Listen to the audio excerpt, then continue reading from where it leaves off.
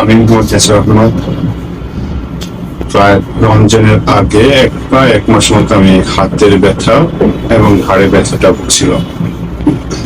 তারপর আমি হলো যে ইবনে সিনা অর্থোপেডিক্স এর ডাক্তার দেখিয়েছি।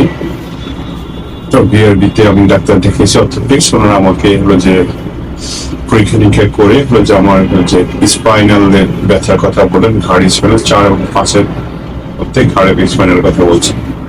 তারপর আমাকে পরীক্ষা নিরীক্ষা দিলেন এবং আমি এমআরআই করলাম। এমআরআই করার পরে ওনারা আমাকে বলল ওষুধ দিয়েছে, যদি ওষুধ না কমে তাহলে আমাকে হলো যে অপারেশন করতে হবে, এদের একটা কথা বললো আর কি।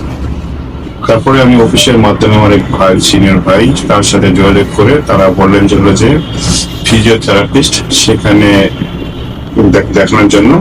তো সেই পারপাসে আমি হলো যে মিরপুরে রওশন ফিজিওথেরাপিস্ট সেন্টার, ওনাদের সাথে আমি কথা বলি, যোগাযোগ করি। যোগাযোগ করার পরে ওনারা আমাকে কয়েকটা ম্যানুয়াল হলো যে হাত থেকে নাড়াচাড়া করে এবং হলো যে ঘাড় একটু নাড়াচাড়া করে তখন বললো যে আমাকে স্পাইনাল 4 এবং 5-এর মধ্যে প্রবলেম আছে।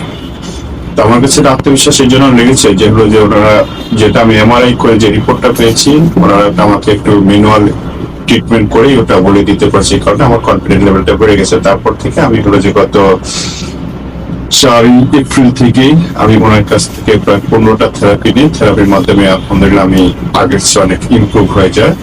এখন আমার আপাতত কোনো উপর দিয়ে কোনো ব্যথা নেই, বাট হলো যে ভিতরে সামান্য ব্যথা আছে। তাও বললো যে ওনারা আলহামদুলিল্লাহ খুব অল্প সময়ের মধ্যে কয়েকটা থেরাপি নিলে শেষ হয়ে যাবে ইনশাআল্লাহ।